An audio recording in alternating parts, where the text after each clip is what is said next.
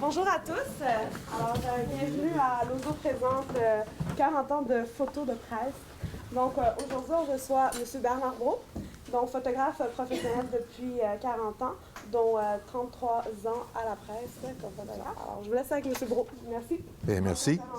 Est-ce que le son fonctionne? Oui. Oui, bon. Bien, merci à l'Ozo de m'inviter ici pour cette conférence. C'est la première fois que je vais donner celle-ci. Une conférence sur 40 ans de photos de presse. Je vais raconter des anecdotes derrière les photos qui ont marqué ma carrière, qui a commencé justement au Courrier du Sud en 1976. Donc, pendant la conférence, vous pouvez poser des questions. N'hésitez pas à m'interrompre. On va commencer la conférence et j'ai une vidéo dans quelques minutes sur le travail des photographes aux Jeux olympiques de Sochi. Donc, j'ai montré ici deux photos à mes débuts. Vous voyez la différence notable, je ne sais pas sur... Pas nécessairement la personne, mais j'ai eu un changement d'appareil photo en cours de route. Au début de ma carrière, en 1976, j'avais du Canon à l'époque et j'étais un des rares photographes qui avait du Canon.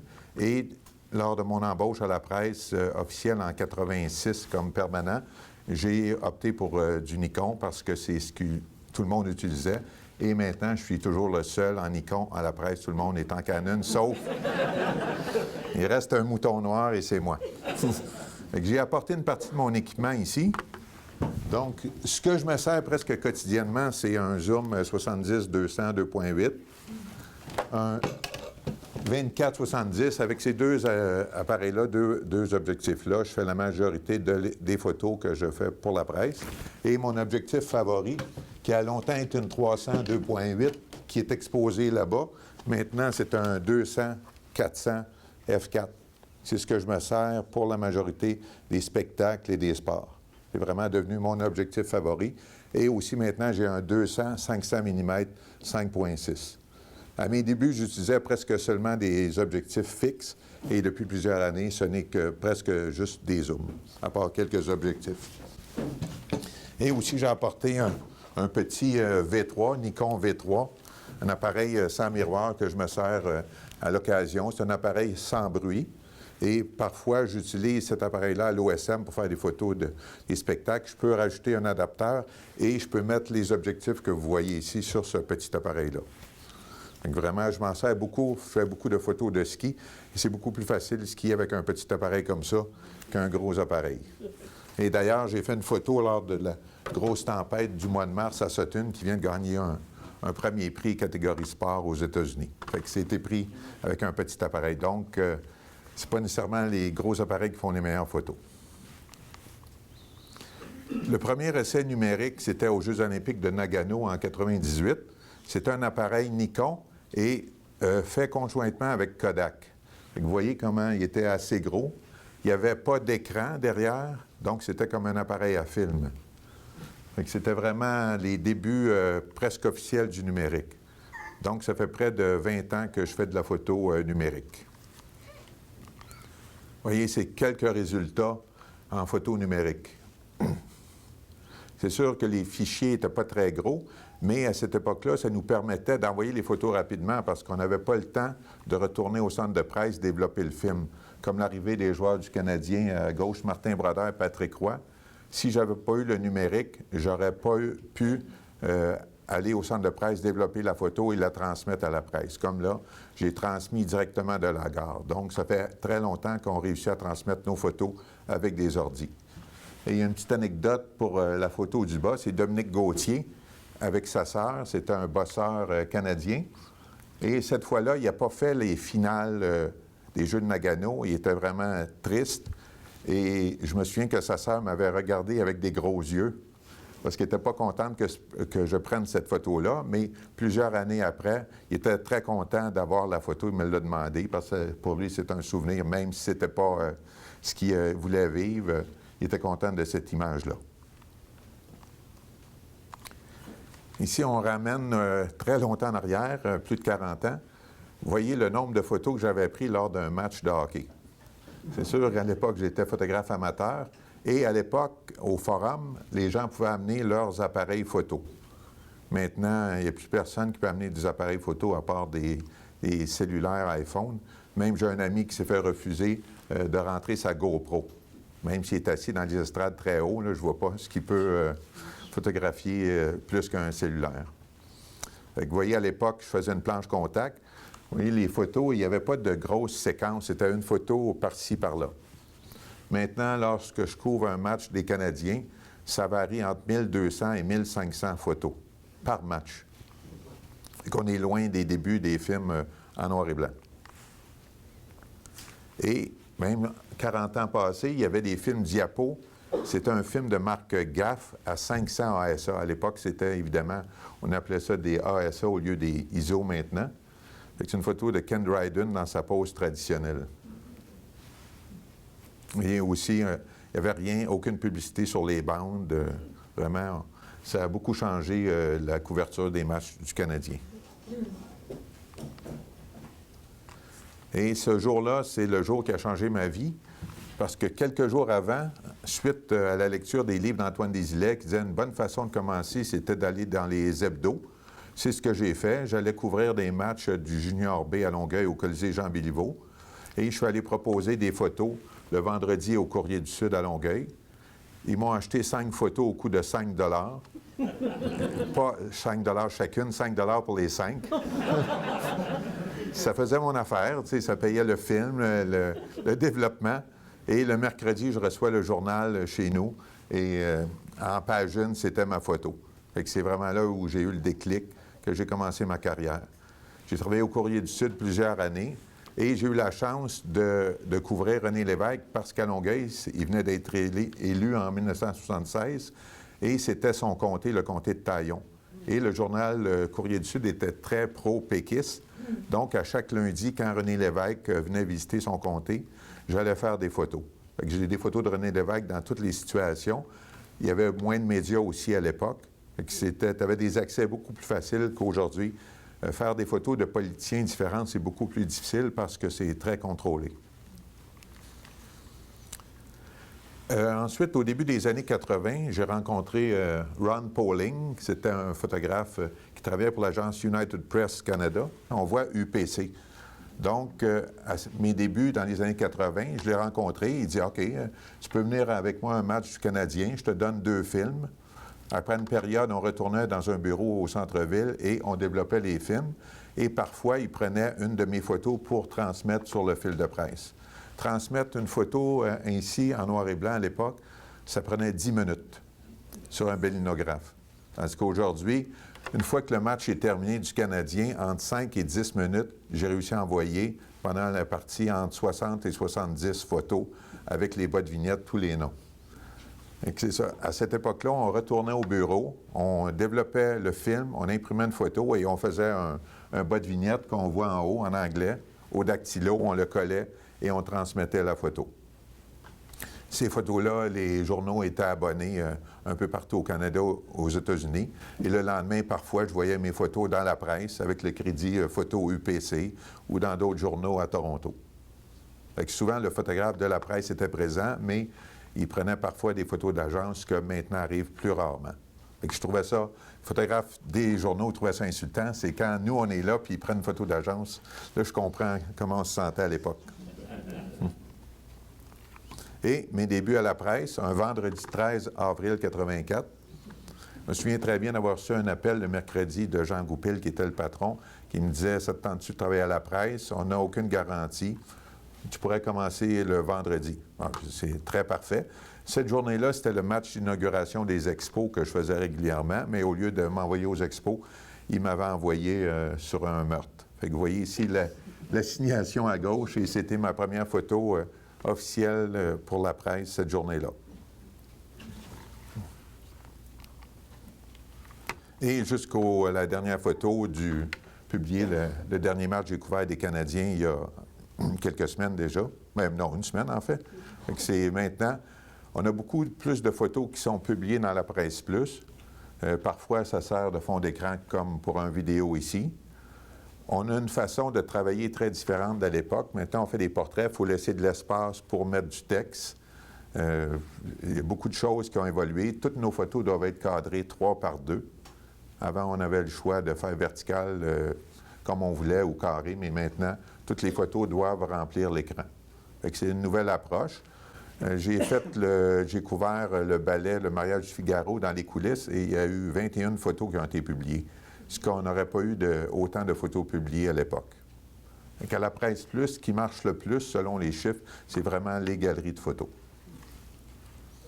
Et hier soir, en fouillant dans mes trucs, j'ai retrouvé cette photo-ci.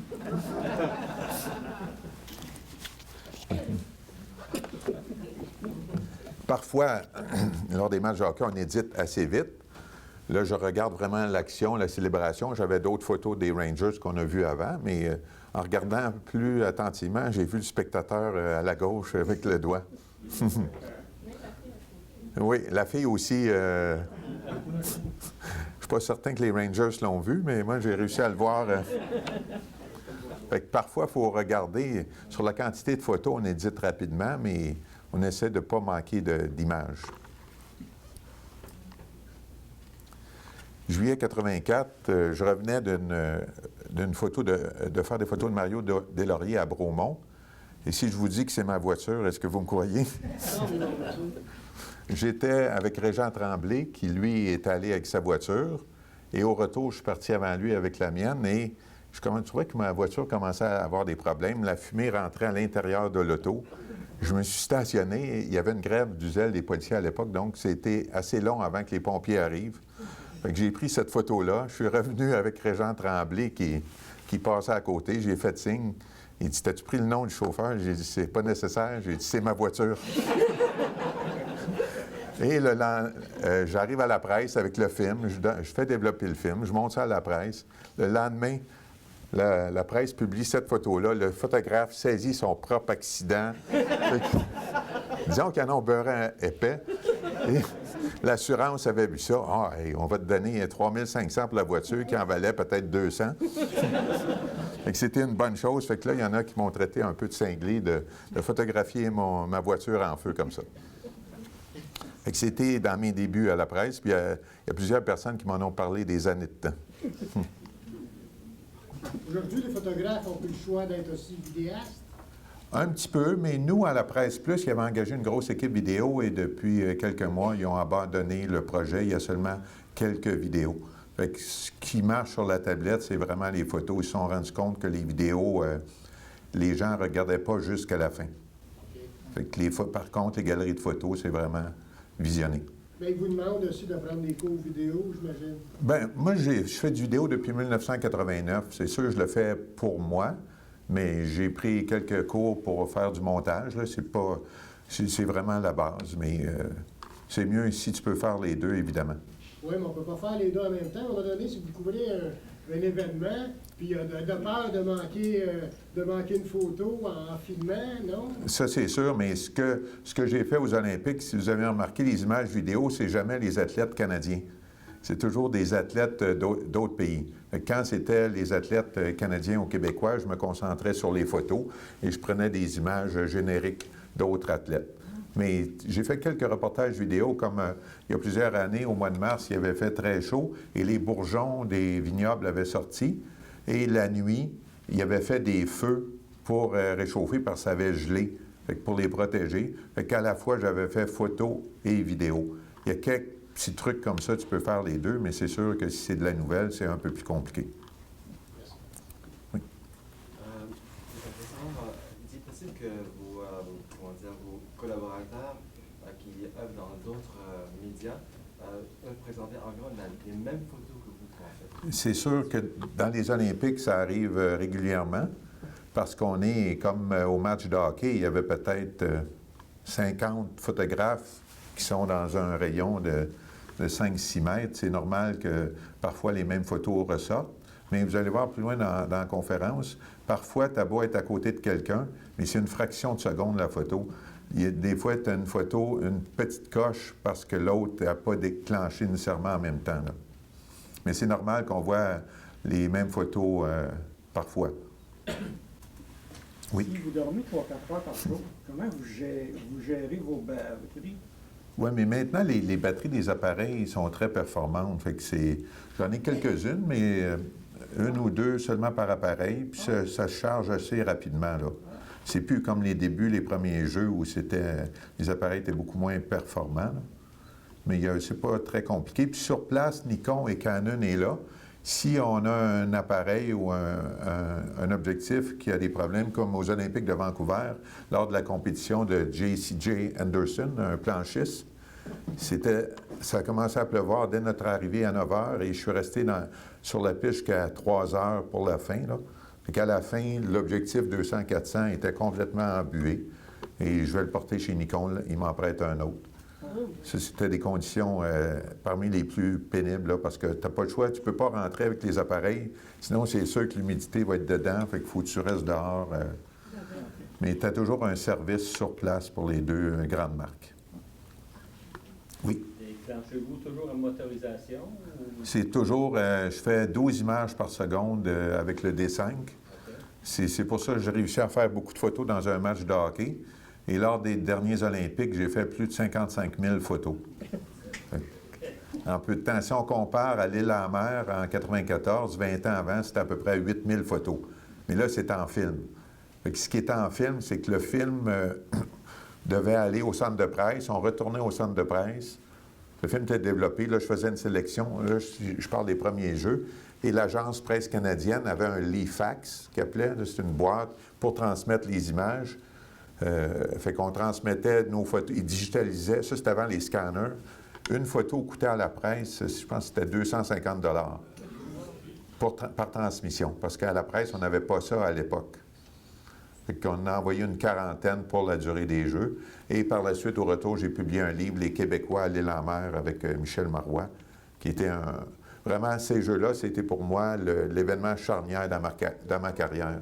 C'est les plus beaux Jeux d'hiver. Tous ceux qui ont couvert beaucoup de jeux disent que c'était les plus beaux. Et il y a beaucoup de Québécois qui ont été en vedette. Jean-Luc Brassard, médaille d'or. Myriam Bédard aussi. Les patineurs. Fait que c'était... Sur les 13 médailles canadiennes, il y en avait 11 par les Québécois. Fait que c'était vraiment, pour moi, mes plus beaux Jeux. Et j'ai eu la chance de retourner il y a quelques années sur les lieux mêmes des Jeux. Puis je n'en revenais pas de comment c'était petit. C'est comme si les Jeux avaient lieu à Saint-Sauveur. Si on compare aux Jeux de Sochi qui ont coûté 50 milliards, là-bas, c'est dans un petit village, la rue principale où il y avait des milliers de personnes. Et le stade olympique, il avait fait des cérémonies à la base du saut à ski. Et la piste de bosse qui était juste à côté, qui est devenue une piste de luge pour les enfants maintenant. Là. Fait que, il n'y a pas juste à Montréal où les installations ne servent plus autant au sport. Même l'aréna où il y a eu le match de finale, il n'y a plus de hockey à l'intérieur. Fait que c'est agréable de retourner sur les lieux des Olympiques comme ça. Parce qu'il y a tellement d'effervescence, mais même le lundi, suite aux Jeux, c'est comme ça redevient normal, il n'y a pas autant d'effervescence. Même à Londres, c'est sûr, c'est une grosse ville, là, mais autrement, là, ça tombe mort le lendemain. Oui. Utilisez-vous un filtre polarisant derrière la bande, derrière la vitre? Jamais. Jamais de filtre aux Olympiques, mais comparé au Centre Bell où vous avez vu les matchs où il y a des trous, parce qu'on ne peut pas faire de photos au travers du plexiglas. Le moindrement, tu es un peu de côté, c'est flou complètement. Avant, tu pouvais, mais maintenant, non. Mais aux Olympiques de Sochi, il y avait des positions tout le tour de la patinoire. Et ils nettoyaient, comme on voyait, la baie vitrée pendant les pauses. Puis l'an dernier, pendant un match contre Edmonton, j'étais en bas et j'ai reçu une rondelle sur l'objectif. Parce que la rondelle a fait comme le tour de la patinoire. Je regardais le gardien de but et ça a frappé l'objectif, brisant le pare-soleil. Ça surprend. Mais il y a un photographe de Toronto, lui, c'est encore pire. Le gardien a voulu dégager et en dégageant directement dans le trou, il a reçu la rondelle dans l'œil. Ça, c'était pas mal pire. Oui. Vous avez dit un peu plus tôt qu'à la presse, vous étiez à peu près le seul à utiliser encore du matériel Nikon. Oui, le seul, pas à peu près. Est-ce qu'il y a des raisons techniques à ça ou c'est juste parce que c'est plus confortable? Puis, est-ce qu'aux Olympiques, la majorité est en Nikon ou en Canon? Disons que c'est parce qu'avec les années, tu développes, tu prends l'appareil, puis là, quand j'ai changé de Canon à Nikon, le focus, c'est de l'autre bord. Tout est le sens contraire Canon et Nikon. Imaginez-vous au début, quand c'était manuel, où je savais instinctivement que pour aller à l'infini, je faisais ça, mais que je devais faire ça. Fait que ça m'a pris beaucoup de temps à m'adapter. C'est pour ça que je ne voulais pas changer. Et entre autres, le zoom 200-400, qu'il y a plusieurs années, Canon n'en avait pas. C'est une des raisons pour laquelle je voulais rester en Nikon parce que c'est des appareils qui me sciaient bien. C'est pas parce que Canon est moins bon, mais pour moi, c'est ce que j'aime le plus. Et aux Olympiques, il y a plusieurs années, Canon avait le dessus, mais avec l'arrivée des boîtiers D3, D4, entre autres, là, le Nikon, maintenant, il y a plus de Nikon que de Canon aux Olympiques. Oui? Pourquoi vous mettez plus en hauteur au hockey? Pourquoi vous préférez cette position-là? Bien, parce qu'en étant en hauteur, c'est que ça te permet de couvrir les deux côtés. J'aime bien parce que je résume bien le match. Je peux surveiller le banc des Canadiens qui est juste devant nous. Mais en fait, aux Canadiens, on a toujours le même banc, 113 U1. C'est le banc de la presse. Peu importe à l'heure qu'on arrive, c'est notre banc réservé. À droite, il y a le Journal de Montréal. Et du côté gauche, face au banc adversaire, on les appelle les anglophones, c'est la Gazette, la presse canadienne. Tandis que nous, on est toujours face au banc des Canadiens. De cette position-là, je peux avoir un résumé du match. Souvent, les photos sont plus spectaculaires au niveau de la glace, mais tu as une meilleure chance de couvrir le match du haut des estrades, dans la section 113. Donc, on va continuer. Ici, c'est une photo prise à Sochi lors des Olympiques qui avait gagné le premier prix spectacle photographie de l'année en France. Quand on arrive aux Olympiques, pour les cérémonies d'ouverture et clôture, on reçoit toujours, quelques heures avant, un guide nous disant le résumé de la soirée. Fait que ça donne une bonne idée quand les feux d'artifice vont arriver. Tu te prépares avec un grand angle ou un fisheye, sauf qu'à Sochi, c'était à l'intérieur, fait que les feux d'artifice étaient moins spectaculaires. Tu as une bonne idée de ce qui va arriver. Mais c'est tellement grand, fait qu'il faut que tu varies ta gamme d'objectifs. Et des fois, j'y vais plus en gros plan, comme ça, avec une vitesse lente. Et toutes les photos, évidemment, sont faites en ouverture et vitesse manuelle. Et l'an dernier, j'ai gagné encore le premier prix photospectacle en France. Et souvent, à la presse, on couvre beaucoup de spectacles parce que mon horaire de soir, ça, c'est le festival Oceaga à l'île Sainte-Hélène. Donc, tu peux couvrir dans une soirée, tu peux faire entre 5 et 6 spectacles différents et même plus sur différentes scènes. Et ici, c'est une photo que j'ai prise une de ces soirées-là. Ce que j'aime, c'est justement, il y a une exposition d'Harry Benson à Montréal. C'est un photographe que j'admirais beaucoup dans les années 70. Lui, dans ses livres, disait « Quand tu vois beaucoup de photographes, va ailleurs ». Fait que j'essaie toujours de ne pas me tenir dans le groupe. Souvent, je travaille au téléobjectif, même si on est très près de la scène, j'aime mieux me reculer. Puis c'est cette image-ci qu'il a donnée avec le zoom 200-400. Là, on remonte très loin en 80. Oui? Pardon, juste revenir sur la photo précédente. Je serais curieux de savoir comment vous avez pris votre lumière pour avoir autant de détails sur le visage. J'expose toujours manuel, il y a quand même, et aussi je fais toutes mes photos en JPEG. Je me souviens d'avoir donné une conférence au Collège Marsan que les élèves avaient été surpris que je sois en JPEG parce qu'ils disaient que le JPEG, c'est pas à la hauteur. Mais quand tu exposes bien tes photos, il n'y a pas beaucoup de différence avec le RAW. Mais j'expose, c'est sûr, je regarde mon écran, mais j'y vais manuellement, puis il y a quand même une latitude en JPEG, là. Fait que c'est toujours manuel, je regarde l'écran puis je shoot en rafale. Oui. Est-ce que vous retouchez quand même beaucoup après les photos? Et je retouche les portraits. On va en voir quelques-uns avec un logiciel spécial. Mais des photos comme ça, je fais juste le cadrage, j'ajuste à peine de la lumière parce que tout est très rapide. Il faut que vraiment ton exposition, comme si je reviens au hockey, faut, quand il y a le but en supplémentaire, il faut que tu envoies ta photo très rapidement, 1 minute ou 2 après que ça soit fini. Fait qu'il faut qu'à la base, ta photo soit presque parfaite. Puis surtout avec le nouveau boîtier, le fichier est vraiment beau. Si on compare au premier D1 où tout était magenta, maintenant, c'est presque parfait. Tu n'as pas beaucoup de retouches à faire. Oui? Ce spectacle-là était un petit peu plus difficile aussi parce qu'on ne pouvait pas aller au milieu. Oui. C'est pour ça. Limité à gauche ou à droite. Oui, il y a toujours des contraintes dans les spectacles. C'est pour ça que je vais plus loin avec le 200-400.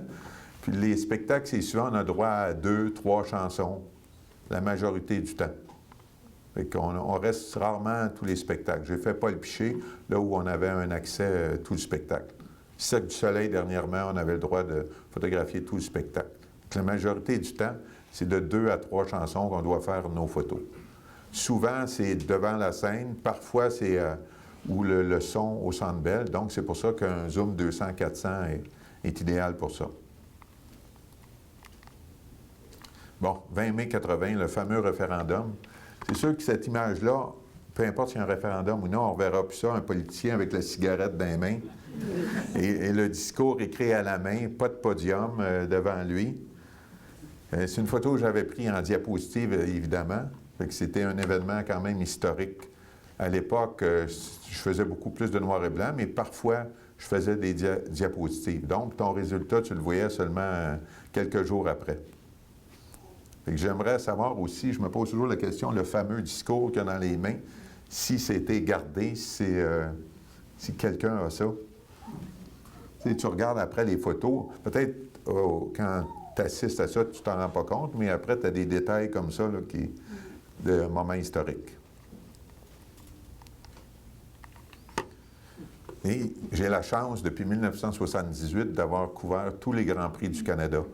Je pense qu'il n'y a pas beaucoup de photographes qui ont eu cette chance-là de tous les faire depuis 1978. Et j'avais une accréditation pour le Courrier du Sud. Ce qui est impossible aujourd'hui. À moins de t'acheter un billet dans les estrades, mais c'est sûr que tu n'as pas accès au podium. Puis avez-vous remarqué qu'est-ce qui tient dans les mains? Je ne pense plus qu'on voit une grosse bouteille de Molson. Maintenant, les commandites font que ce soit du champagne. Et aussi, ceux qui font des courses savent qu'ils changent de casquette 2 ou 3 fois. Là. Il y a toujours quelqu'un derrière. Bon, là, ça te prend telle casquette, une autre casquette. C'est devenu très différent le Grand Prix où les pilotes, on avait un accès plus facile parce que les garages étaient à l'extérieur. Maintenant, tu essaies de faire une photo des pilotes dans leur garage, ils arrivent déjà le casque sur la tête, tu vois très peu les pilotes. C'est de plus en plus difficile d'avoir accès aux pilotes en Formule 1, comparé au NASCAR où il y a plus d'accès. Mais je ne veux pas manquer, ça c'est comme les Olympiques, je ne veux pas manquer le Grand Prix parce que je retrouve plusieurs photographes européens qui couvrent, eux, tout le circuit, donc c'est leur travail.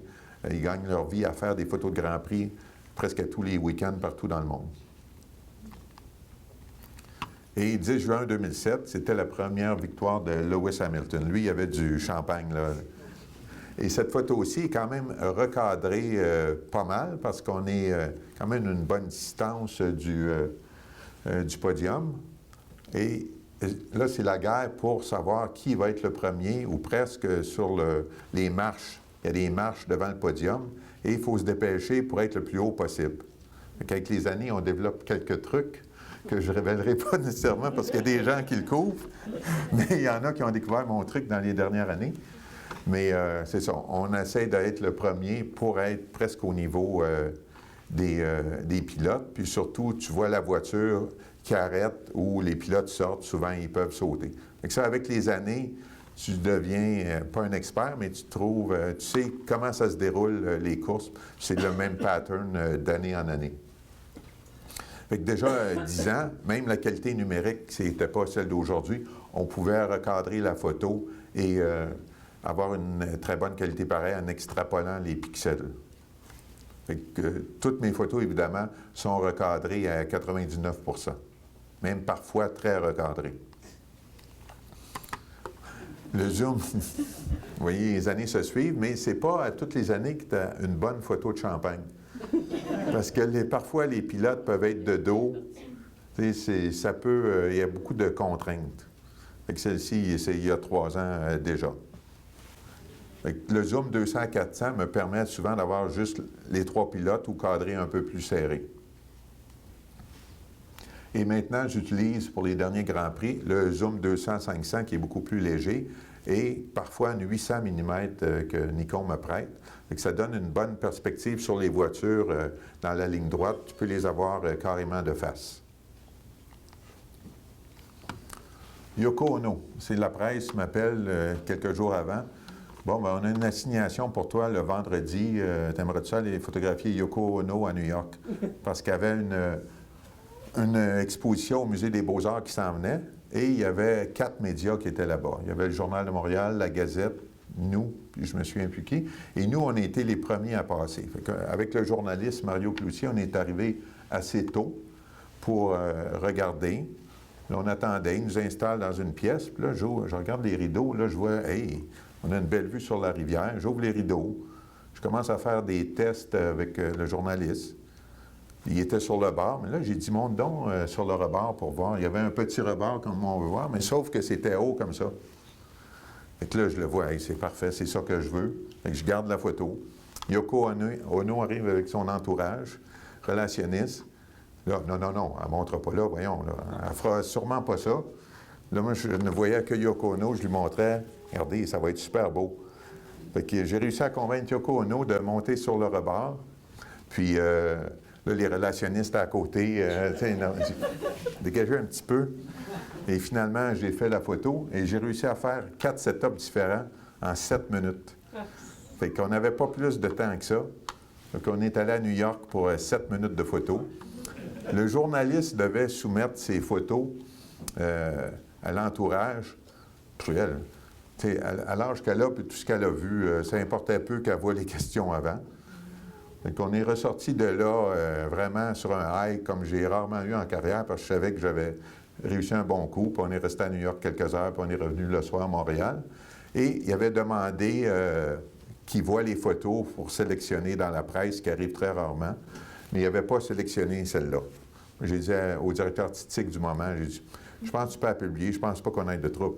Fait que finalement, la photo a été publiée dans la presse le samedi suivant. Et que c'était une de mes belles aventures en photo. Vous avez un flash Cobra, là, sur son visage? Oui, j'avais un flash avec un petit softbox. Fait que c'était très léger, là, très rapide. Même chose à New York, Robert Lepage. Quelques semaines plus tard, je retourne à New York, à l'Opéra. Puis là, pendant que le journaliste fait l'entrevue, là, je regarde un peu aux alentours. Ça, c'était comme un mur en haut des escaliers. Mais là, il n'osait pas. On peut-tu y aller? Ne vous inquiétez pas, ils nous le diront si ça ne fait pas. Puis comme Robert Lepage est assez artistique, c'est sûr que photographier une personne comme ça, c'est beaucoup plus facile. Il y a des idées aussi, mais il faut que tu réussisses à convaincre les gens parfois. C'est une photo que j'ai réussi à faire en quelques minutes aussi à l'Opéra de New York. C'est souvent, les déplacements sont beaucoup plus longs que la prise de vue. On a parfois seulement quelques minutes. La chanteuse Marie-Philippe, les plus vieux la connaissent sûrement. Fait que je me souviens de cette assignation-là. J'avais un portrait à faire à Sainte-Julie et par la suite, là, j'avais dans l'idée les champs. Je voyais les champs jaunes au mois de septembre. Et arrivé chez elle, il y avait des champs pas très loin. Et je l'ai convaincu, j'ai dit, on va aller dans le champ. Puis j'avais 2 petits flashs, des petits flashs Nikon Cobra, là. Et c'est ce que cette photo-là a donné. Mais c'est sûr qu'il y a un peu de travail de Photoshop pour augmenter les couleurs.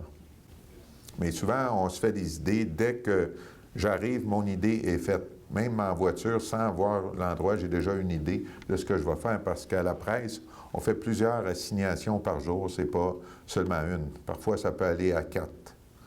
4 assignations, et il faut que tu opères rapidement la majorité du temps. C'est ce qui fait partie du charme du travail. Et cette fois-ci, c'était Benoît Brière en studio à Radio-Canada. Parfois, j'essaie avec c'est seulement des petits flashs et je mets des filtres sur le second flash. Puis je me souviens très bien de cette séance de photos-là. Benoît Brière était vraiment Napoléon. Fait que tu le vois en personne et tu le vois par la suite dans son personnage. Là, vraiment, c'était lui. Là. Il jouait très bien son rôle devant l'appareil photo. Et l'an dernier, on fait de plus en plus les coulisses des spectacles. J'ai fait les coulisses de Martin Fontaine, qui est Elvis. Et j'ai vraiment vu la transformation entre un homme petit, roux, à Elvis Presley, qui s'est transformé. Devant moi, c'était Elvis Presley. Que c'est vraiment, encore une fois, une chance d'assister à tout ça. Et Marie-Mé, encore une fois, on n'a pas beaucoup de temps. Mais quand tu photographies des professionnels comme ça, c'est qu'ils comprennent très bien ce que tu veux. Il y a beaucoup d'artistes qui sont gênés, qui n'aiment pas beaucoup ça, mais Marie-Mé, disons qu'elle aussi, elle en a vu beaucoup. Et cette photo-là a été réalisée dans le hall d'entrée des productions J, sur la rue Papineau. Fait qu'il faut que tu penses rapidement, il faut que tu regardes le décor et tu fasses les photos, surtout que j'avais un match de hockey après. Fait que je voulais... Fait que j'ai fait cette image-là que j'ai retouchée. Ça fait partie de quelques retouches que je fais sur les portraits. Parfois, il y a des personnages qu'on peut se laisser aller un peu plus. Alex Perron est un de ceux-là.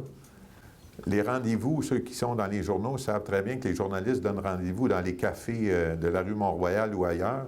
Mais faire une photo dans un café sur l'heure du midi d'un artiste, c'est pas toujours ce qui est le plus excitant. Fait que là, je suis allé derrière, j'ai inspecté un peu ce qu'il y avait et j'ai sorti encore une fois un petit flash. Puis j'ai demandé à Alex Perron, tu commences avec des photos plus traditionnelles, puis à un moment donné, tu peux demander que ce soit un peu plus extravagant. C'est sûr que lui a embarqué dans le jeu. Fait que tout était là, le chandail et les couleurs en arrière.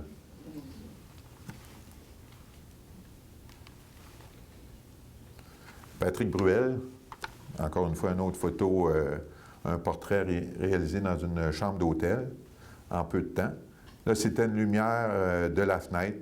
J'ai vu la fenêtre, j'ai installé la chaise, puis j'ai demandé de poser. Puis il était surpris parce que j'utilisais un téléobjectif. Je travaille beaucoup avec le 70-200. Il trouvait ça drôle que je sois loin comme ça. Puis évidemment, lui, un autre qui en a vu des dizaines et des dizaines, fait que c'était très facile de faire sa photo. Parfois, il y a des rencontres, comme avec Pierre Lapointe, je me souviens, dans un café. Il a dit, aujourd'hui, je ne veux pas me faire photographier de face.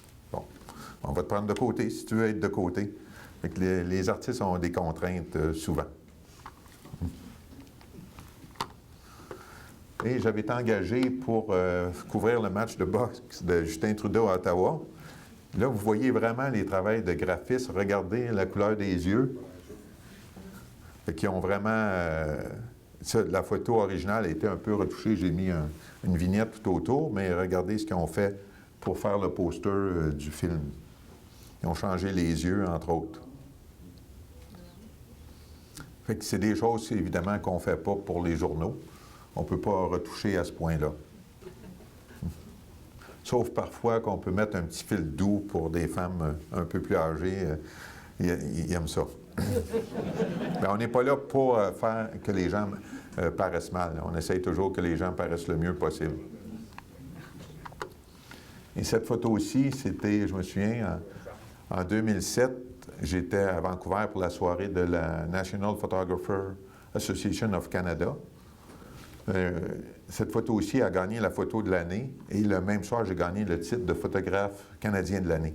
J'ai gagné les deux plus gros prix à Vancouver et c'est vraiment une de mes plus belles soirées. Là, je savais que j'étais en nomination pour le photographe de l'année, mais je ne savais pas que je gagnais. Cette photo-ci a été prise en Angleterre, à l'université d'Oxford. J'ai vu, c'est un gardien de sécurité. Je le trouvais sympathique. Et je l'ai amené devant le cadre. Et la séance a duré, écoute, je pense que j'ai pas pris une dizaine de photos, il n'aimait pas ça. Et c'est vraiment celle-ci, j'ai sélectionné parmi le lot. Et c'est son regard, je pense, qui a attiré les juges du concours. Donc, des fois, des photos simples qui durent pas très longtemps m'ont permis de remporter la photo de l'année au Canada.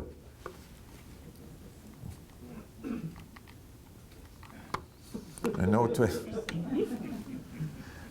C'était un personnage qu'on voyait souvent à l'époque, qui est décédé, il s'appelait Brother Leroy.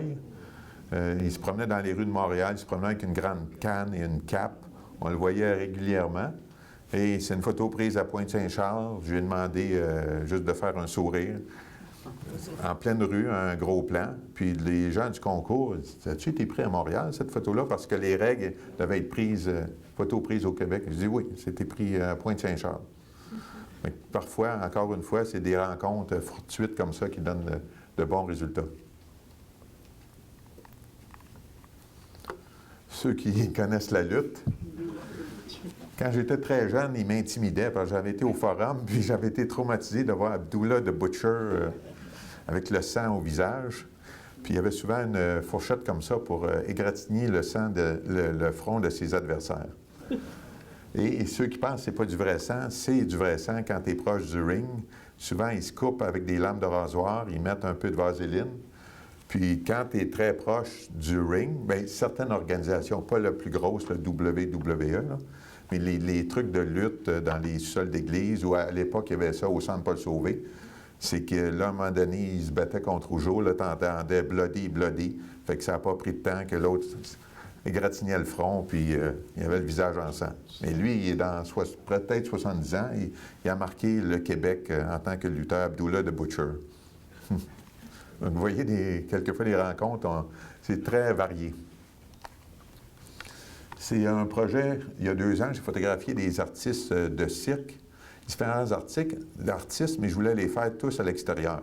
Et à la presse, on a des kits de flash avec batterie qu'on peut servir à l'extérieur. Là, ça prenait un éclairage un peu plus puissant que mes petits flashs. J'ai eu l'idée de faire ça. Il y a une voie ferrée dans l'est de Montréal. Fait qu'on regardait attentivement s'il n'y avait pas trop de trains. Et il faut faire ça très rapidement. Fait que c'est un éclairage artificiel dans un milieu naturel. Fait que vous voyez, tout est en plein milieu. J'ai cadré le personnage en plein milieu avec son... Il avait amené son baril de bière, évidemment, parce que ça fait partie du cirque barbu. Donc ça, c'est des beaux projets à photographier les artistes de cirque comme ça, en portrait. Ici, c'est la plus grosse photo jamais publiée dans la presse à l'époque où on publiait 7 jours par semaine. Fait que c'était un samedi, c'était un spécial à disque, ou au cinéma, je pense que c'est le cinéma, là, l'ex-gala des Jutras. Fait que cette photo aussi a été réalisée en 2 jours.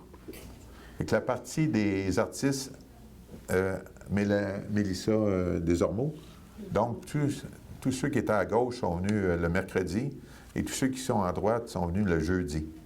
Fait qu'il fallait vraiment que l'appareil photo soit très stable et un technicien photo a fait le montage. Donc, une photo réussie en 2 jours dans les sous-sols de la presse. Il n'y a pas personne qui peut s'en rendre compte que c'est 2 photos différentes.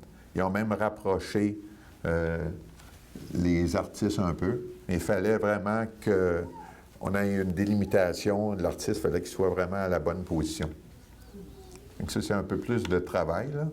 Mais là, on a le temps d'installer l'éclairage. Il y a beaucoup de préparatifs, des photos. La prise de vue n'est pas si longue, mais il y a beaucoup de préparatifs, le maquillage, entre autres. Fait que, la prise de vue n'est pas très longue, mais c'est l'installation qui a pris quand même pas mal de temps. Photo un peu plus simple, ça, c'est pas arrangé. C'était l'an dernier au Comic-Con, au Palais des Congrès. C'est arrivé comme ça. Je n'ai pas demandé aux gens de poser, mais je trouvais ça drôle que les 2 personnages se parlent comme ça. Fait que je me concentre sur le sujet. Parfois, il y a des gens qui passaient en arrière, mais vraiment, je restais sur ce sujet-là et jusqu'à temps que j'aille la photo que je voulais. Il y a exactement en 2005, j'ai eu la chance d'aller à Paris pour faire 2 reportages. Le premier, c'était sur le code Da Vinci. C'était voir ce qui est le vrai du faux du code Da Vinci. Donc, on se promenait un peu partout dans Paris. Et aussi, sur les ponts de Paris, c'était le second reportage. Fait que c'est un beau sujet à faire sur quelques jours et sur plusieurs heures. Vous voyez, il y a différentes photos prises à différentes heures de la journée.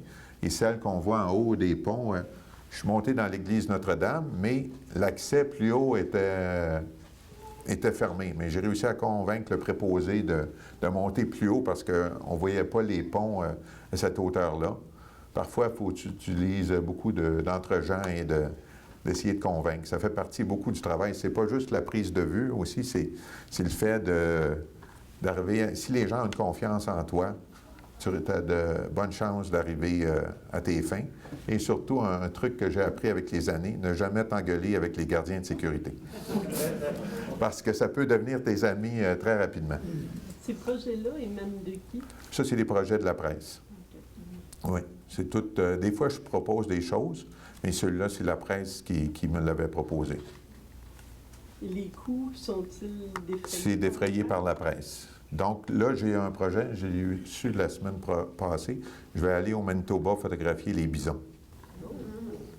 Je n'ai pas plus de détails encore, mais j'accepte toujours. Quand ils me proposent ça, là, je refuse très, très rarement.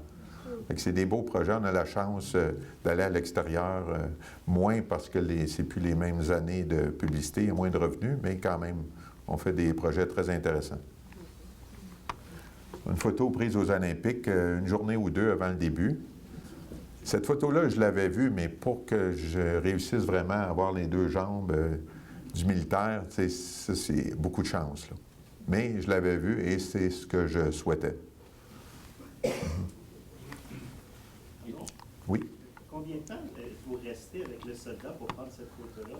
Si je me souviens, pas très longtemps. Tu sais, j'ai vu le soldat seul devant le stade olympique et je voyais les autres qui n'étaient pas très loin, la relève.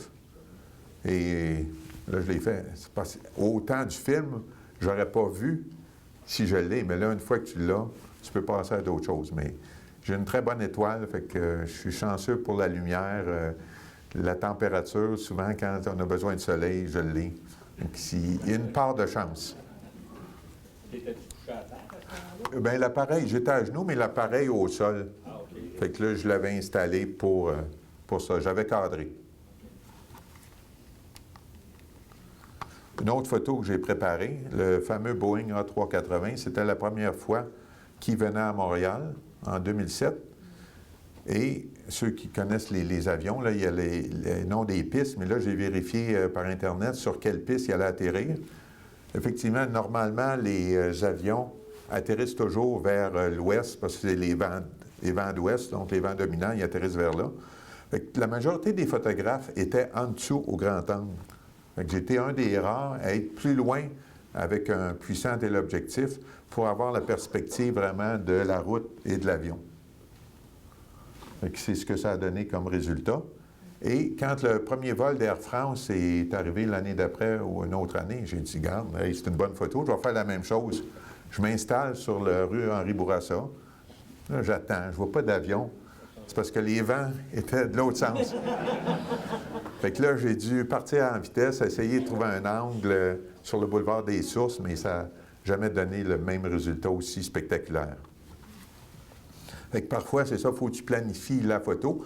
Cette photo-là, ça faisait des années que je passais sur l'autoroute 13, puis je voyais les avions atterrir, je trouvais qu'ils étaient très basses. Fait que vous voyez, ça a servi quelques années plus tard. Photo aussi prise à San Francisco, c'est sur un mur, et j'ai cadré très près de la tête de la dame parce qu'il y avait des autos en dessous. Fait que souvent, c'est un peu le même principe que la photo en Chine. Fait que j'ai cadré et j'ai attendu que quelqu'un passe, mais je n'avais pas planifié que sur son parapluie, c'était écrit San Francisco. Fait que ça situe bien l'endroit.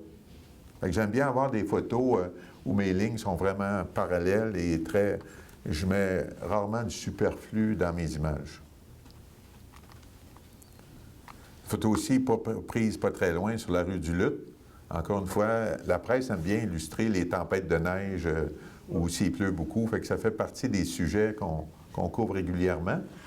Et cette photo aussi, je me souviens d'avoir vu la calèche s'en venir. Je me suis stationné et j'ai attendu que la calèche passe sur la rue du Luth, ce qui est plutôt, pas sur la rue du Luth, mais une des petites rues perpendiculaires.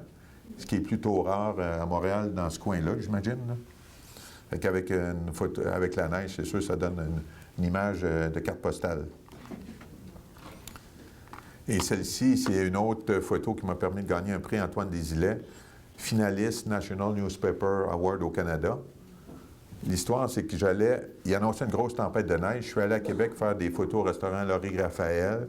Par la suite, je suis allé voir mon confrère Jacques Boissineau, qui est photographe à la presse canadienne, chez lui, à Bréquéville.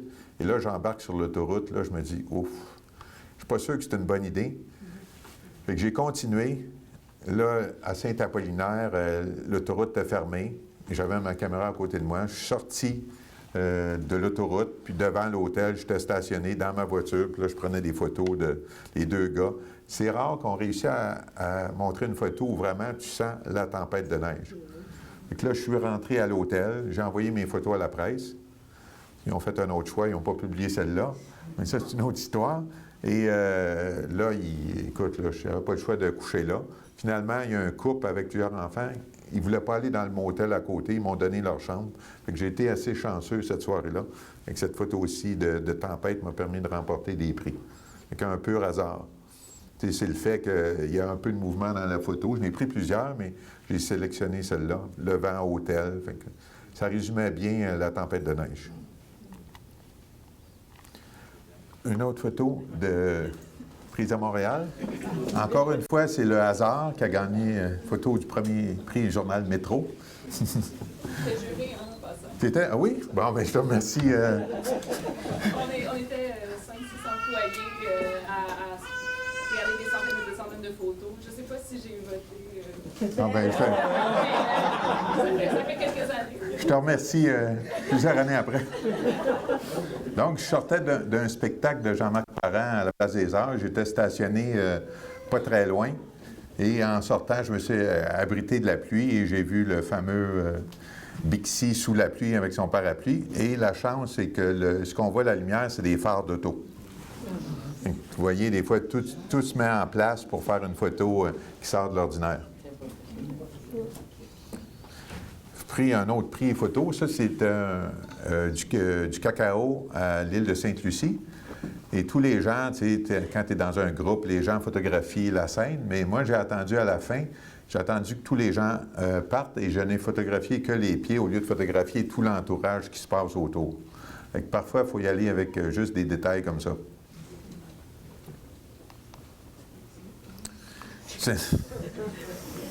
C'est un de mes classiques. C'était la fête du mouton à Marrakech, au Maroc. Et j'étais dans une voiture taxi, on passe à côté, j'ai ouvert la fenêtre, je me suis sorti un peu et j'ai pris la photo. Là, c'est à l'époque des films diapos, fait que t'es bien exposé à l'époque des films, pas des films, les appareils manuels. Fait que j'ai fait le focus, exposé comme faux, et j'ai fait 2 frames. Puis là, le gars, on voyait qu'il n'était pas très content. Fait que puis par la suite, il passait dans l'ombre 1 seconde ou 2 après. Fait qu'il faut toujours être prêt à avoir des scènes inédites. Est-ce que c'était une assignation? Non, là, j'allais en voyage de golf à l'époque. Fait que c'était en touriste. Mais j'avais l'appareil avec le film diapo prêt. Cette photo aussi a été prise il y a 1 mois au Stade olympique. C'est une photo assez difficile, mais premièrement, je l'ai fait quelques fois. J'ai accès à l'anneau technique ou les lumières, ceux qui connaissent le stade. Et cette fois-ci, bon, là, comme je l'ai demandé, mais là, il a donné ça à d'autres. Il y a eu un photographe d'Evenco puis un photographe du journal qui sont montés. Mais c'est la première fois qu'on monte où les poutres du stade. Fait qu'on rentre à l'intérieur, dans les échelles, pour se rendre là. Et c'est carrément au-dessus du jeu, je le savais. Et là, encore une fois, ma chance à porter, vous voyez le bâton qui brise à l'impact de la balle. Donc, je peux vous dire que c'est c'est pas ce que j'aime le plus, faire des photos en hauteur comme ça, mais ça donne un look vraiment graphique. Même chose ici, sauf c'est au Centre Bell, c'est le même principe. Au Centre Bell, c'est plus... Tu sais, ton mental est plus fort parce que tu as des lattes de métal, mais tu sais que ça ne brise pas, mais il y a toujours 2-3 pouces entre les lattes, fait que tu marches là-dessus, mais tu vois toujours le plancher. Fait que tu as l'impression de... C'est plus fort que toi, le vertige. Mais c'est des photos classiques là, qu'on voit un peu partout, mais ça donne toujours de bons résultats. Cette fois-ci, c'était au Centre Claude Robillard pour la gymnastique. Fait que je suis allé faire la gymnastique. Encore une fois, j'ai demandé la permission d'aller sur les poutres en haut. Là, c'est un peu moins haut. Fait que j'aime bien les photos qui sont très graphiques comme ça. Fait qu'il faut être patient pour avoir la photo. Oui? Est-ce que c'est en remote ou vous étiez... Non, c'est moi qui suivais le gymnaste. Même chose ici, pour la semaine précédente, c'était de l'athlétisme. Fait qu'encore une fois, demander la permission, on est allé sur la passerelle. Mais c'est les passerelles qui sont très larges, là. C'est pas aussi épeurant qu'être en haut du stade olympique. Fait que c'est carrément au-dessus du saut à la perche. Fait que la perspective, vraiment, est très différente de ce qu'on voit au sol. Fait que vous voyez, c'est très graphique. Je me sens carrément là, pour avoir la plus belle image graphique. Même principe, encore une fois, au tennis. Celle-ci, j'ai fait la même chose, mais au début des années 80, au centre, à l'Arena Maurice Richard, où il y a une passerelle au plafond, et c'était John McEnroe à l'époque. Fait que vous voyez, c'est vraiment une image que beaucoup ne peuvent pas avoir, parce que tu n'as pas accès à ça. Excusez, je pense que c'est André Agassi. C'est ça. Mais je l'avais fait à l'époque avec John McEnroe. Oui, en noir et blanc. Et non, c'est vrai, j'avais fait de la diapositive, mais ça, c'est vrai, c'est André Agassi, après la perte de ses cheveux, là, sa crinière blonde. Même chose ici, un même principe. Place Émilie-Gamelin, on est allé là souvent lors de la grève étudiante, mais depuis quelques années, ils l'ont transformé en parc. Et il y a l'hôtel juste à côté, l'auberge des gouverneurs. Encore une fois, je demande la permission, je peux aller sur le toit. C'est accordé, fait que ça donne une image très différente de ce que tu peux avoir au sol. Fait que je commence à connaître les hauteurs de Montréal. Donc, celle-ci, c'est à la place Ville-Marie. C'est vraiment un super bel endroit. Maintenant, il y a un observatoire. C'était pris le soir de la nuit, Montréal en lumière, la nuit blanche. Vous voyez, mais je vous suggère, si vous y allez, d'amener un truc noir parce qu'il y a beaucoup de réflexion. Parce que là, il avait baissé les lumières, mais je pense qu'il y a beaucoup de lumière à cette heure-là. Qu'est-ce que vous voulez dire par truc noir? C'est comme devant ton objectif, tu mets comme un paravent là, pour éliminer les réflexions derrière toi. Parce que sinon, tu vas voir tout ce qu'il y a derrière les lumières. Fait que ça se vend un petit truc que tu mets sur ton objectif et ça empêche toute la lumière parasite. Et vous voyez ici, les photos, c'est pas de récent que je monte en haut. Ça, c'est dans le mât du stade olympique. Ça, c'est une photo qu'on ne verra plus jamais, à moins qu'il enlève le toit. Et il n'y aura plus de baseball probablement. Mais je l'ai fait à différentes heures de la journée avec un fisheye. Fait que ça aurait été moins publiable aujourd'hui dans la presse parce qu'il était vertical. Fait que vous voyez, je me collais sur le bord de la vitre avec un fisheye. C'est l'effet que ça donnait. Et celle-ci, j'avais vu le photographe Vincent Laforêt de New York qui a fait beaucoup de photos aériennes le soir. Et j'ai demandé à la presse si on avait un budget pour faire des photos aériennes. Et j'ai fait des photos à la tombée du jour en hélicoptère. Et j'ai reçu 40 courriels suite à la publication de ces photos-là, ce qui est très rare. C'est des vues que l'on a rarement à partir à Montréal, si on a la chance d'y aller en hélicoptère, mais surtout là, l'hélicoptère ne pouvait pas voler plus tard que 15 minutes, je pense, après le coucher de soleil, à cause... il y a un règlement quand c'est...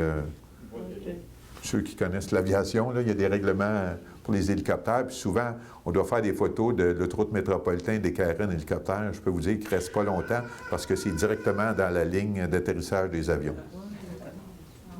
Fait que souvent, les photos, comme j'en avais fait à Laval quand le viaduc était tombé, ça te donne vraiment une vue extraordinaire. Encore une fois, un prix que j'ai gagné, c'était les fameuses inondations de Saint-Jean-sur-le-Richelieu en 2011. Fait que vous voyez, c'est très graphique du haut des airs. Fait que c'était l'eau qui est devenue un peu boueuse là, dans les champs. Et celle-ci qui a gagné un prix Antoine Desilets, une simple roulotte inondée. Ça, j'étais sur le pont à Noyant et j'ai vu la roulotte, je me stationne, je fais la photo. Photo quand même simple, mais les juges ont décidé qu'ils aimaient cette image-là. Oui, c'était les fameuses inondations de 2011. 1er janvier 2000, je voulais vraiment travailler pour le passage au 21e siècle. Que je me suis retrouvé sur un bateau dans le port de Montréal avec mon confrère Alan McInnes de la Gazette. Puis là, on se pinçait les deux parce que, regardez, ce qu'on voyait, c'était les feux d'artifice qu'ils avaient mis sur le Mont-Royal. Et ça faisait à peine 2 ou 3 semaines que j'avais le premier numérique officiel de Nikon, le Nikon D1. Et c'est une des premières photos officielles numériques avec le Nikon. Même principe ici, boulevard Tachereau, ça c'est un classique. Quand je veux faire des feux d'artifice, je vais sur la passerelle qui enjambe boulevard Tachereau. Celle qui est tombée? Oui, ça c'est ça. Pas celle qui a tombé là, sur le 132, mais c'est ça, c'est des points de vue que j'utilise. Déjà là, je regarde pour les points de vue quand ils vont illuminer le pont Jacques-Cartier, d'ici quelques semaines. Une soirée officielle, j'ai déjà trouvé un point de vue intéressant où je vais voir le pont éclairé. C'est à quelque part. C'est à Longueuil. Bien, je trouve de cet angle-là, mais là, le problème, c'est qu'il y a des travaux. J'espère que ça va être réglé d'ici là.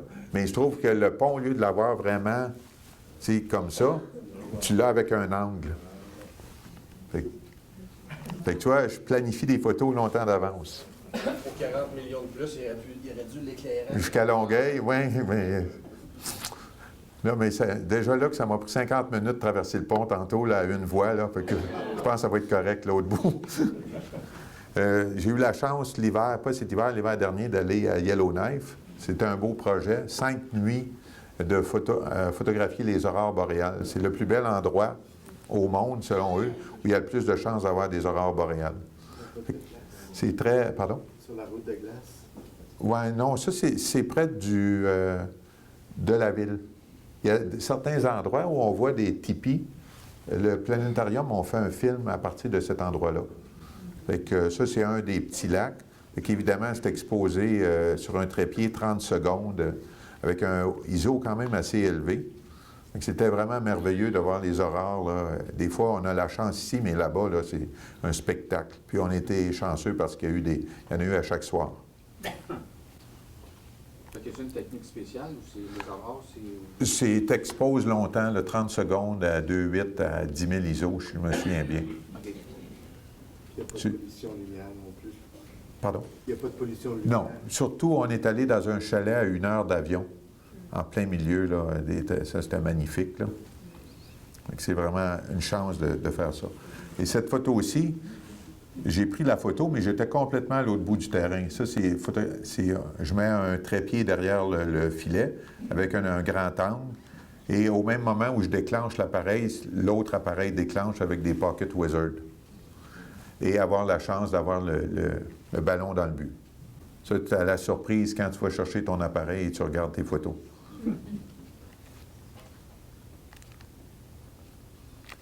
Celle-ci, j'étais sur la route pour aller couvrir Charles Aznavour à Saint-Jean et je voyais les ballons monter, je voyais la Lune. Puis là, je me suis stationné. J'ai dit, ça en prend un qui monte pas loin de la Lune. Fait que j'ai pris mon 200-400 plus 1.4 qui donnait 560 mm. C'est ça, la compression des deux. C'est pas un montage, c'était exactement comme ça.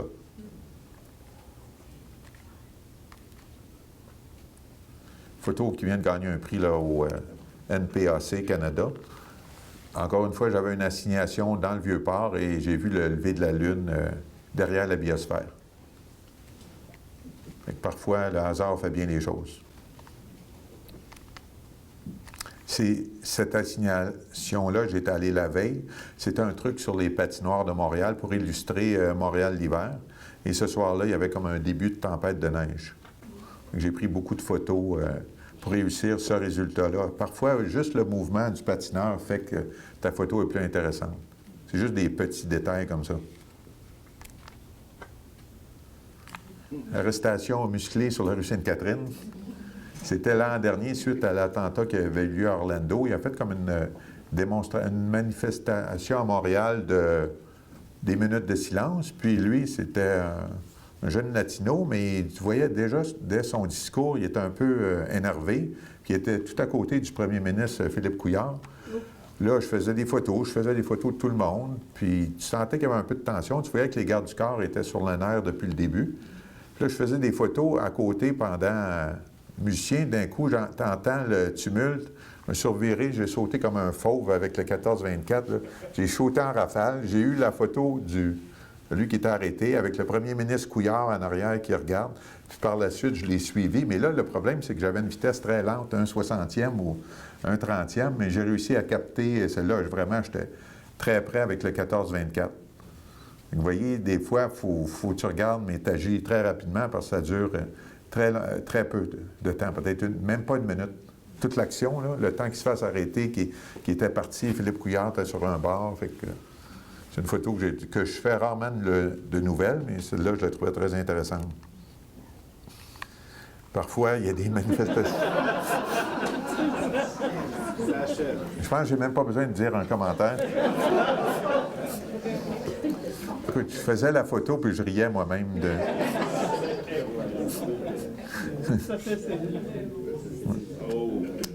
Fait que, tu sais, l'arrestation était faite, mais c'est la... Oui?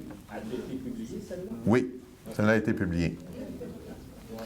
Mais il y avait des jeunes qui avaient été arrêtés là, derrière les policiers, fait que c'est là qui montait la garde.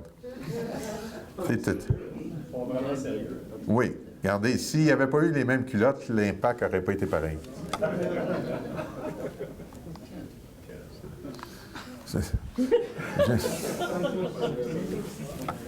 Cette photo aussi, je me souviens très bien qu'il y a un autre photographe qui m'a dit « Hey, c'est pas ici, tu vas gagner un prix avec une photo, certain, parce que le feu était fini depuis un bout de temps. » Puis là, cette photo-là a fait partie de mon portfolio la soirée où j'ai gagné le titre de photographe canadien.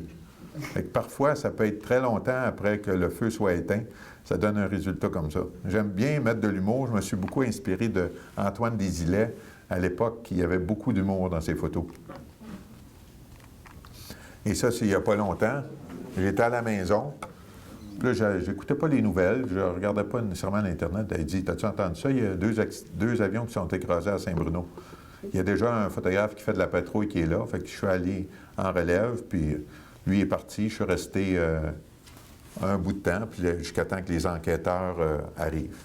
Fait que tout est là. La lumière était vraiment belle. Fait qu'elle a gagné le 2e prix du mois de mars, région New England aux États-Unis. Parfois, vous voyez, on couvre des événements comme ça. Et celle-ci, c'est vraiment une photo qui a fait jaser. Il y a eu un combat de boxe au mois de janvier. Il s'appelait Bang Bang Butler, celui à gauche. Il n'avait jamais subi la défaite. Et le gars à droite, c'est un poseur de Jeep Rock de Toronto, là.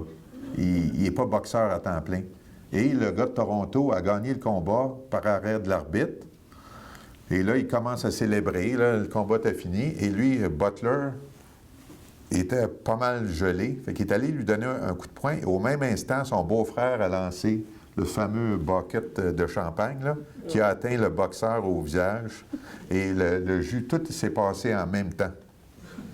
Fait que celle-ci aussi a gagné un prix en janvier. Puis les commentaires disaient que c'est très rare qu'on ait vu une photo de boxe de ce style-là.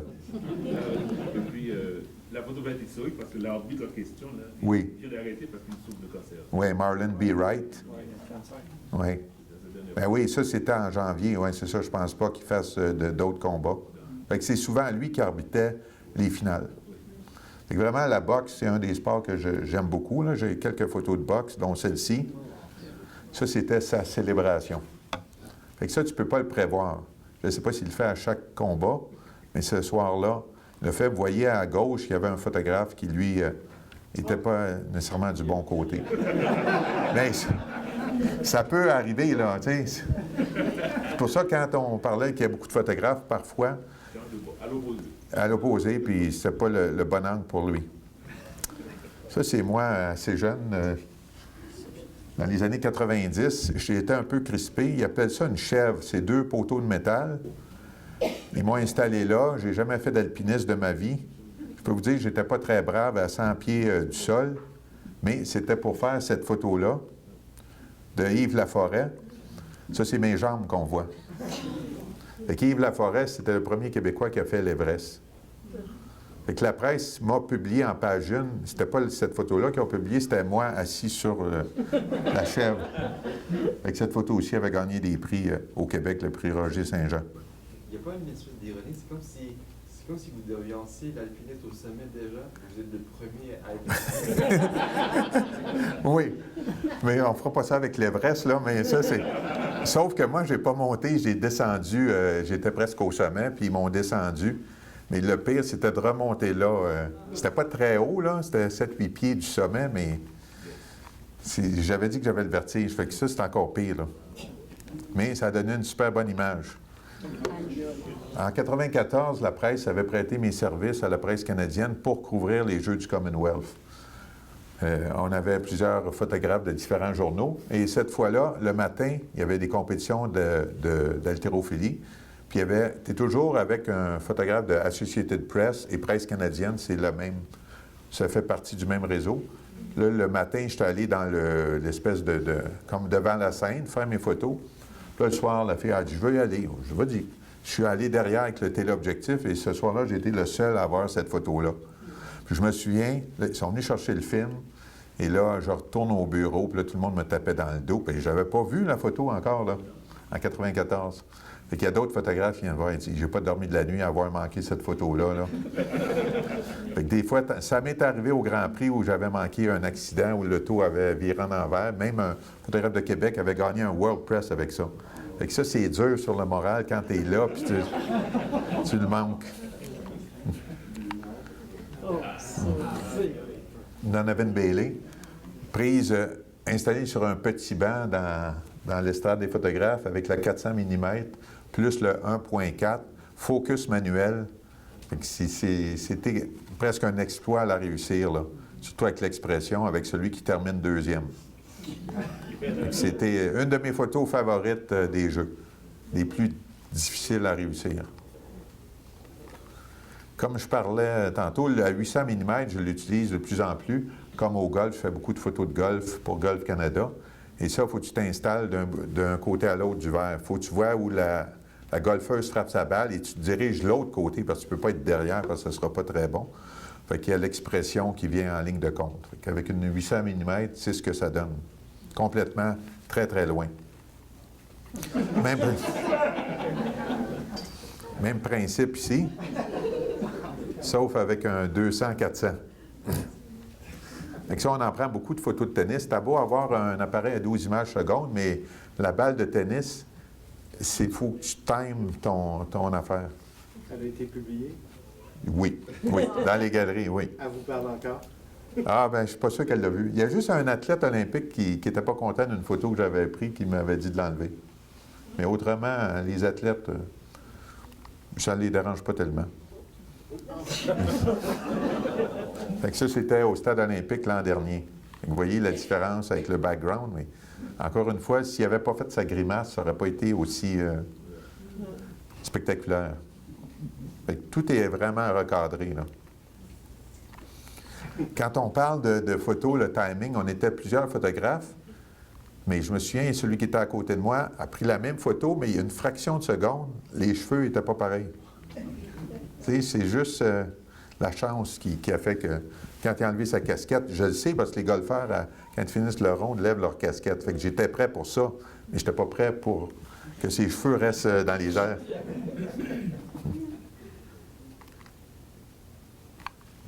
Fait que le soccer, c'est un sport très spectaculaire parce que les joueurs réagissent beaucoup suite à un but ou à une autre occasion.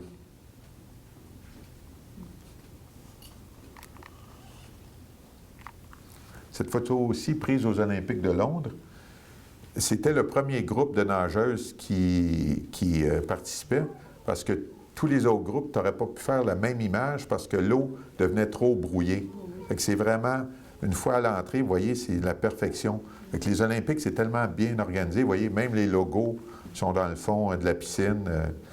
Il y a des hublots pour les photographes.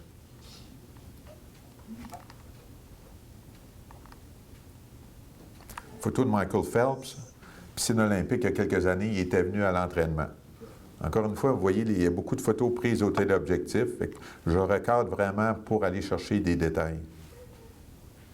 Parce qu'aux Olympiques, on n'a pas la chance d'être au niveau de la piscine. On est plus dans les estrades, à différents endroits ou un peu plus loin. Mais pour vraiment être au niveau de la piscine, ça ne nous arrive pas. Seulement les photographes d'agences de presse.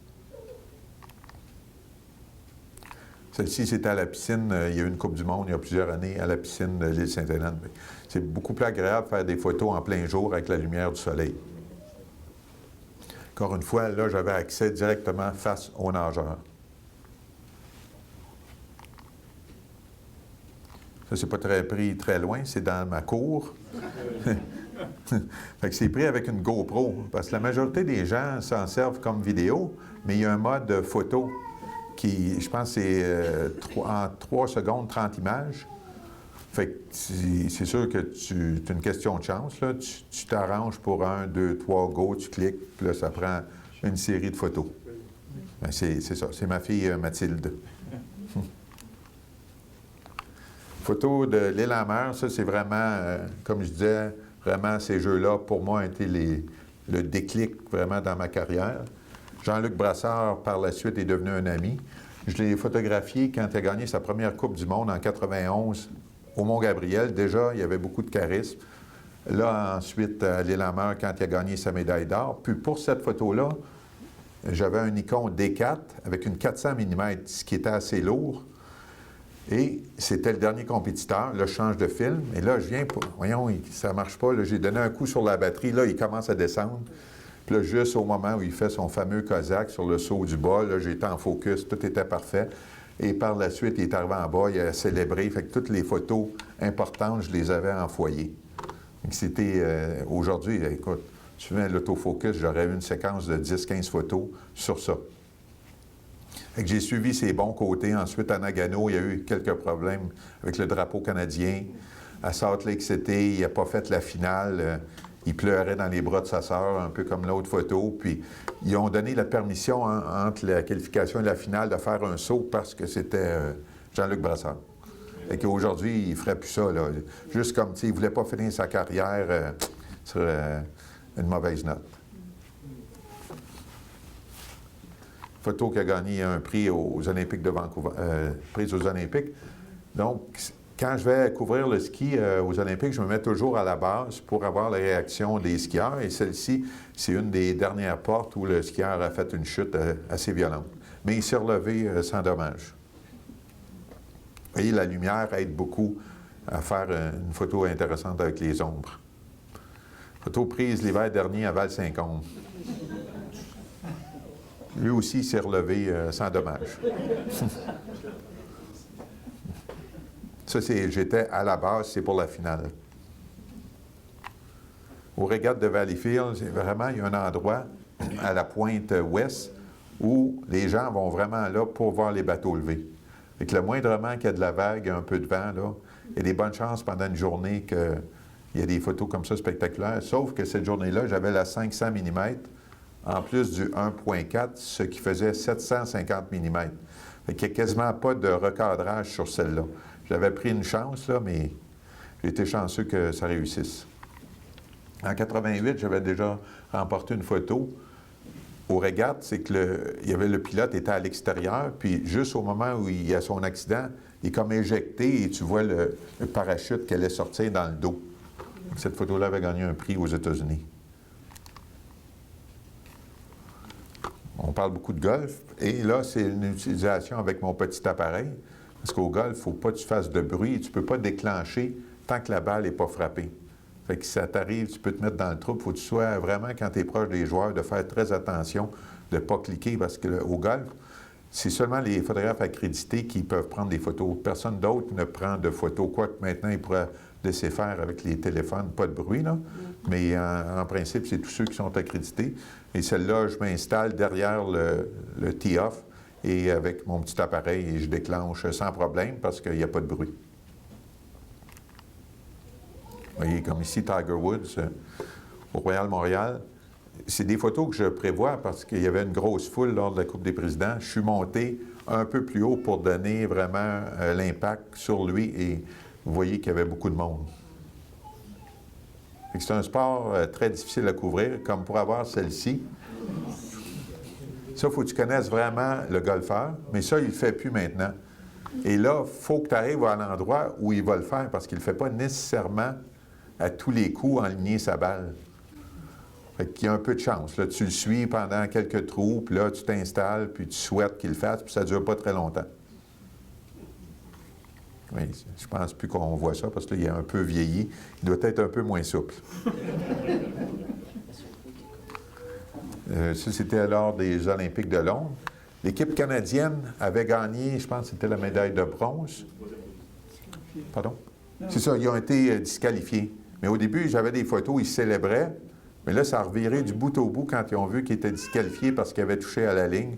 Et ça a donné cette photo aussi. J'observais ce qui se passait. C'était une photo finaliste au National Newspaper Award. J'ai été finaliste 3 fois, mais je n'ai jamais remporté le prix. Vous voyez, les parties se suivent et se ressemblent. Celle du haut avait gagné un 2e prix en France, puis celle du bas a été prise il n'y a pas longtemps cet hiver. Fait que c'est ça, la position élevée me permet de vous voyez la glace, on voit la glace, il n'y a pas d'arrière-plan où on voit beaucoup de choses. Oui? Quand tu parles de concours, est-ce que c'est toi qui envoies tes photos à chacun des concours ou il y a des organisations qui les envoient? Ou... Non, c'est moi qui édite les photos, qui les envoie. Okay. Puis, je participe à deux, là, NPPA, National Photographer, à chaque mois. À chaque mois de l'année, j'envoie 12 photos, différentes catégories. Pour 2016, j'ai terminé 2e. Après 3 mois, là, je suis au premier rang, mais j'ai juste 10 points d'avance. Je ne sais pas si ça va continuer. Puis au Canada aussi, une autre association, le même principe, j'ai terminé 2e. Vous voyez, j'ai encore eu la chance d'être dans des matchs mémorables du Canadien, la bataille du Vendredi Saint, entre autres. Là. Ça faisait une semaine que j'étais à la presse. Et ce match-là, le 2 décembre, c'était le dernier match de Patrick Roy. C'est un geste qui est devenu symbolique. Je me souviens d'avoir appelé à la presse. J'ai dit, je pense que j'ai une bonne photo pour la page 1. Il me dit, ouais, mais on a un truc sur une église de Saint-Hyacinthe, là. Non, j'ai dit, je pense que finalement, la photo a fait la page 1. Évidemment, il y a eu 2 photographes qui l'ont eu ce soir-là. Il y a eu Denis Brodeur et moi-même, là, ce geste-là de Patrick Roy, on en parle encore 22 ans après ou presque. Une chauve-souris au Centre Bell, ce qui est plutôt rare. Je peux vous dire que j'ai travaillé fort pour avoir la photo parce qu'on la voyait voler en haut. Là, comme les gens arrêtaient, tout le monde regardait ça, puis à un moment donné, elle est descendue au niveau de la glace. Là, je la suivais vraiment, puis j'ai cliqué pour avoir celle-ci. J'aurais aimé mieux que ce soit un joueur du Canadien, mais déjà là, c'est plutôt rare qu'on voit ça. Vous voyez les 2 prochaines photos, vous allez voir la différence. Ça, c'est le 26 mai 78, parade des Canadiens. J'étais au Courrier du Sud. Est-ce que vous voyez des policiers autour de sécurité? Pas beaucoup, hein? Fait que c'est Guy Lafleur dans le Jeep. Les gens avaient accès. Vous voyez celle-ci, ça c'est en dernière Coupe Stanley en 93.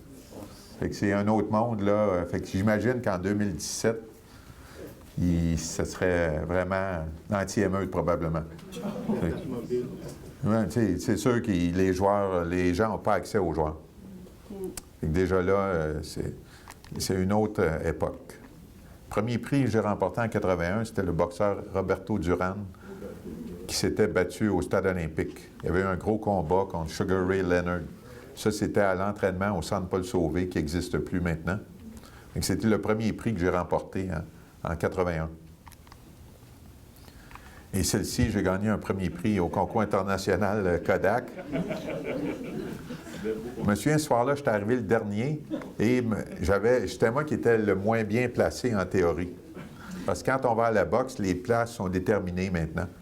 C'est comme nos bancs au Centre Bell, fait que ça y va par ordre de médias. Si tu es au centre, tu as plus de chances d'avoir une couverture. Mais là, je suis arrivé le dernier sur le bord. Fait que cette photo-ci a gagné un premier prix en France. Photo de John McEnroe. Écoutez, on pourrait l'essayer des milliers de fois, je ne suis pas sûr qu'on aurait le même résultat. Ça, c'est quand tu développes ton film, tu doutes peut-être que tu as quelque chose d'intéressant. Mais celle-là, vraiment, j'ai essayé de reproduire ça, je n'ai jamais été capable. Il faut qu'il lance sa raquette. Il faut dire que John McEnroe, ceux qui le connaissent, il avait mauvais caractère. Photo aussi, les Alouettes. Mais quand tu arrives dans le vestiaire suite à la défaite, il faut être très rapidement parce que les journalistes vont voir les joueurs. Fait que tu as quelques secondes seulement pour prendre ta photo sans qu'il y ait une meute de journalistes autour qui donne évidemment pas une belle photo comparée à celle-ci là, qui illustrait bien la défaite des Alouettes. Parfois, les joueurs n'aiment pas ça, mais ça fait partie du travail. Un portrait que j'ai retrouvé il y a quelques années seulement, je ne me souvenais plus, j'avais photographié Maurice Richard. À l'époque, il était représentant pour une compagnie d'huile à Montréal. Qui aurait dit ça, une légende représentant dans une compagnie d'huile? Je ne sais pas, cette photo-là a été exposée quelques fois pour des œuvres de charité, puis c'était une des photos les plus vendues. Les gens aiment beaucoup le fait que Maurice Richard soit dans le miroir.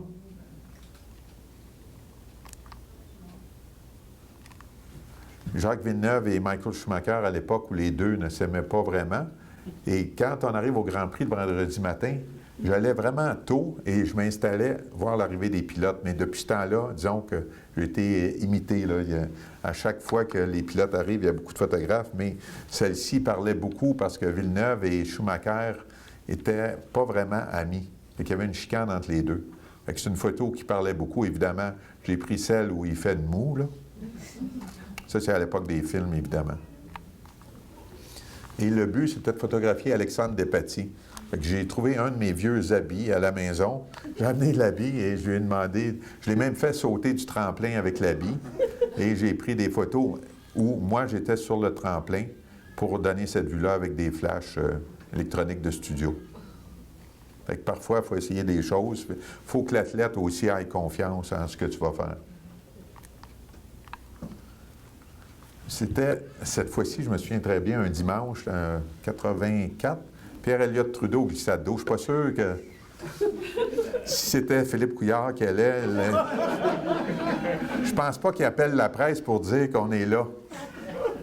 C'est eux qui avaient appelé pour dire que Pierre-Éliott Trudeau était au glissade d'eau de la Ronde.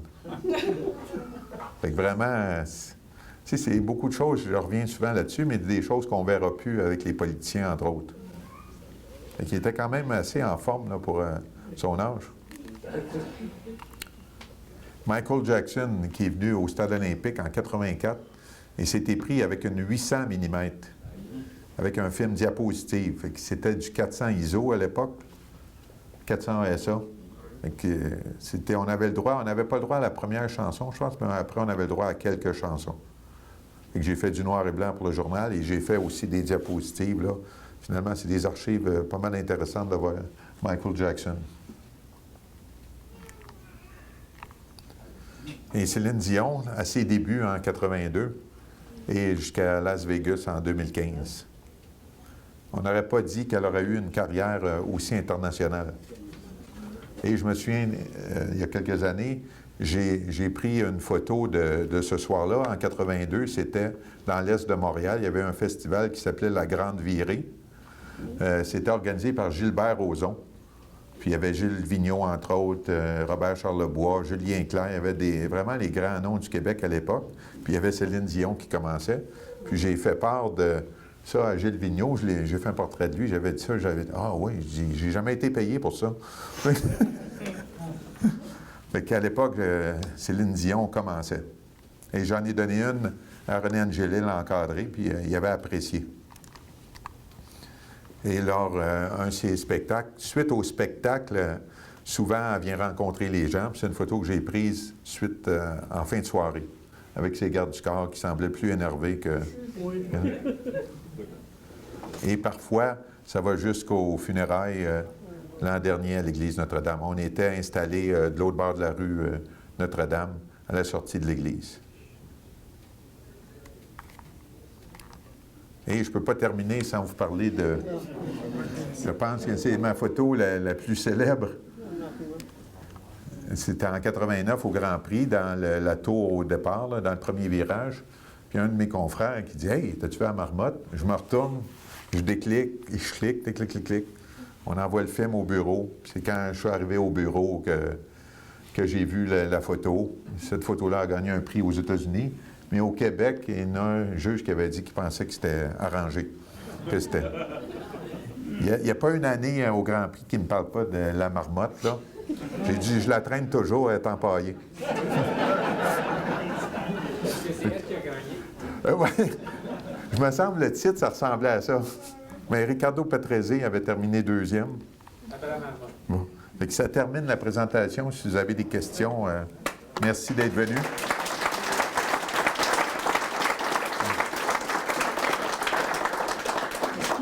Sujets tabous pour lesquels vous savez qu'ils ne vont jamais publier vos photos? Bien, je me souviens d'un sujet qu'on avait fait, là. C'était assez... c'était une soirée de fétichisme. Et ils m'ont dit, habille-toi en noir. Et les gens payaient un certain montant pour aller là et il se passait des choses que je n'ai pas vues souvent dans un endroit public, là. Et il fallait que je fasse des photos de ça. Mais les gens signaient un release comme quoi ils risquaient de... Mais j'étais vraiment discret, là. Et il y en a qui ont vu les photos, puis ils voulaient. Ils avaient l'air de se connaître, le groupe, même s'il y avait des masques, là. Je ne compterai pas tout ce que j'ai vu, là. Mais disons que c'est une des soirées les plus spéciales que j'avais eu à photographier, mais les sujets tabous... mais c'est quand même... La presse... Ce que les gens n'aiment pas, c'est quand il y a eu l'attentat, pas l'attentat à Polytechnique, la tuerie. Perline McInnes de la Gazette avait pris une photo d'une jeune fille couchée, là, qui était morte. Le policier qui enlevait la banderole, là. c'était la photo qui... Mais quand ça vient d'ici, ça marque beaucoup plus les gens que la même photo, bien pire, qui se passe en Afghanistan ou ailleurs. Fait que les gens sont plus touchés quand c'est une histoire locale ou une photo est plus tragique. Là. Oui, oui. Sur trépied ou monopode? Bien, la majorité, jamais trépied ou sauf les aurores boréales, mais monopied pour le 200-400, pas toujours.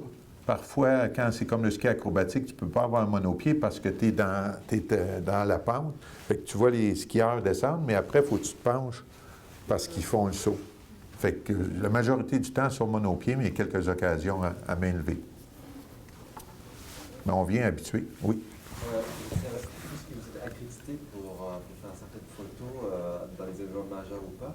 Est-ce que lors de vos vacances, que vous utilisez de de ça officieusement pour faire certaines photos, pour avoir accès, pour parler à des gens, je sais pas. Parce que... Non, quand je suis en vacances, je fais des photos, évidemment, mais je ne me sers jamais de ma carte de presse, là. Tu sais, je fais des photos, tu sais, j'ai pas la même pression de réussir l'assignation, là. Je le fais pour mon plaisir, mais je photographie beaucoup de gens, là, sans problème. Oui. Vous avez parlé au début de la conférence que quelqu'un avait regardé avec des gros yeux quand vous preniez une certaine photo. C'est une situation qui doit arriver quand même assez souvent, surtout quand vous faites des photos de reportage, que les gens vous regardent avec des gros yeux. Puis doivent des fois... Je suis chanceux parce que ça ne m'est pas arrivé souvent des incidents, là. Mais je suis assez discret, puis je travaille de loin avec le 70-200. Mais j'ai été chanceux, je n'ai pas eu vraiment de trucs, là. C'est arrivé quelquefois, mais les gens se font beaucoup photographier maintenant. Peut-être que ça influence... si, mettons, on se ramasse à être obligé d'aller photographier, mettons, en tant que nouveau photographe, d'aller photographier les funérailles d'un gars de la mafia ou d'un gars des Hells Angels, il va y avoir des gens qui vont vous regarder avec des gros yeux, peut-être. Disons ça, là, tu te mets avec un téléobjectif, mais souvent, les médias se tiennent ensemble. Fait que quand tu es en meute, c'est beaucoup moins pire. Quand tu te retrouves tout seul, je sais qu'il y a des photographes dans des manifs. Je me souviens de Pablo Durand, c'est un gars du Journal de Montréal qui est décédé, là. Mais lui, il avait peur de rien, là. Quand les Hells étaient au palais de justice, il était avec sa 20 mm, le flash, il y suivait. Puis à un moment donné, il y avait eu une manif, le manifestant était parti courir après lui. Ce qu'il a fait, il a levé son appareil avec son pare-soleil en métal, il a mis dans le visage, le gars il est resté là, il est tombé. Mais ça, c'est Pablo, là. Il n'y en a pas beaucoup comme ça qui étaient aussi braves que lui, mais ça arrive rarement là, qu'il y a des incidents, là. Puis aussi, la perception du métier de photographe doit avoir changé avec le temps, parce qu'avant, il n'y avait pas grand monde qui faisait des photos. Maintenant, tout le monde est photographe. Bien, oui, c'est sûr, ça a changé. La différence, c'est que nous, on livre la marchandise à tout coup, là. C'est notre travail, mais c'est sûr que tu vas au Centre Bell, là, tu prends des chansons, des photos, 3 chansons, là, tout le monde a leur téléphone, puis maintenant, la qualité est très bonne, mais tu sais, c'est tout diffusé, mais c'est très éphémère aussi, les photos. Tu sais, les gens passent vite. Tu sais, les galeries de photos de la presse, tu les regardes assez rapidement. C'est rare qu'une photo, comme quand c'était imprimé, j'avais plus de commentaires quand c'était publié papier qu'aujourd'hui. L'impact est plus grand. C'est sûr qu'il y en avait moins, mais là, des photos, maintenant, ça circule beaucoup, beaucoup, beaucoup. Ce qui est bon, je pense. Oui. Vous êtes déjà arrivé de geler devant une photo, vous dites, non, je ne peux pas la faire. Tu sais, c'est comme il disait dans les livres, ton appareil photo, c'est comme un paravent. Tu n'es pas la même personne, là. C'est sûr, des fois, il y a des émotions qui nous guettent, là, mais c'est pas arrivé, là. Ben, j'ai pas fait de trucs trop de conflits, là, non plus, là. Okay. C'était quand même assez léger, ce que j'ai fait, là. Mais des photographes de guerre, c'est sûr que ça prend pas mal de front, puis ça doit être dur par la suite, là. Oui. Dans votre livre, vous disiez qu'il fallait imprimer des photos. Est-ce que vous le faites, ça? Je le fais toujours. Les photos de ma fille en 4x6, elle a toujours ses albums régulièrement. Ce qu'elle fait, je l'imprime en 4x6, mais je fais aussi un livre de fin d'année parce que maintenant, tu peux faire des livres. Il y a plusieurs compagnies, Lozo le font. Tu montes un livre, fait que ça donne un beau résultat final. Ça reste plus. Parce qu'il y a beaucoup de gens, c'est sûr, les téléphones, tout le monde laisse ça, mais éventuellement, ce qui est pris aujourd'hui, ça va se perdre beaucoup. Pas sûr que les archives vont être conservées aussi longtemps qu'avant. Puis, mettons, comme Jacques Nadeau qui a fait voler ses Oui. photos, vous, c'est quoi votre protection pour tout ça, là? J'aime pas ça parler de ça, là. J'ai des disques durs Drobo. C'est une compagnie qui fait des backups. Mais c'est à peu près tout, là. C'est sûr que si on se fait voler, bien, c'est difficile de récupérer. À la presse, je peux avoir accès aux photos publiées, aux photos que j'ai envoyées, là, mais j'ai pas tout. Oui, c'est triste, là. Il y a eu Joanny Joutra aussi qui s'est fait voler. Mais ça vaut rien. Ça vaut beaucoup pour Jacques Nadeau, mais il n'y a pas une valeur. C'est un disque dur là, qui coûte 100, 200 piastres, là. C'est bien plate pour ça, là, mais c'est sûr que l'idéal, c'est de mettre un autre disque dur ailleurs, mais on fait tellement de photos qu'à un moment donné, c'est déjà là que je les conserve en backup dans les disques durs. Là, ils sont doublés. Mais je peux retrouver des vieux négatifs, ça, c'est bon. Ça, c'est conservé avec les dates. Oui. Les photos que tu prends quand tu es en assignation, est-ce qu'ils t'appartiennent ou ils appartiennent à la presse? Ça appartient à la presse, mais je peux participer dans des concours, mais ça appartient à la presse. Mais je garde tout, là, tu sais, les 450 000 que je fais, je les garde tout. Parce que ça peut arriver, tu retournes en arrière pour une photo qui était anodine, mais il peut devenir de l'importance, là. C'est comme quand Bill Clinton avec Monica Lewinsky, le photographe se souvenait qu'il est retourné dans ses archives une photo qui était anodine, mais qui a pris de la valeur par la suite.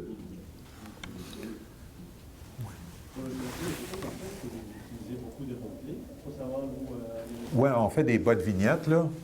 On essaye de mettre, mettons le hockey, j'écris la partie, puis j'écris le nom des joueurs. On ne peut pas élaborer à vitesse que ça va, là. Les agences de presse envoient moins de photos, fait qu'eux, ils peuvent dire je peux écrire punition ou j'écris c'est le but, un truc comme ça, mais c'est les noms qui sont importants.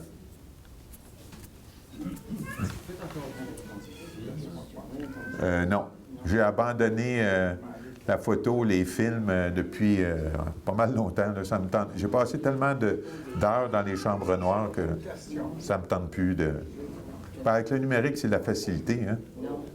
Mais j'ai encore des appareils à film. J'en ai un qui est exposé ici, là, et je m'en sers plus.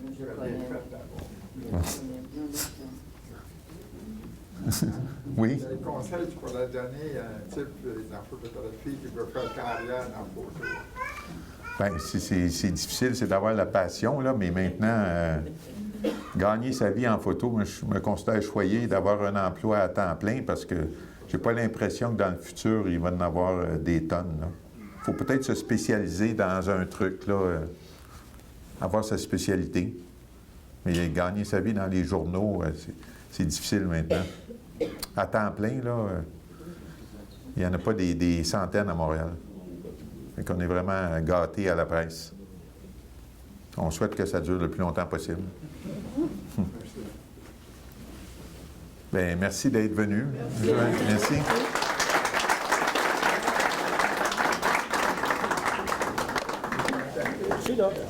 Merci à vous, gentil.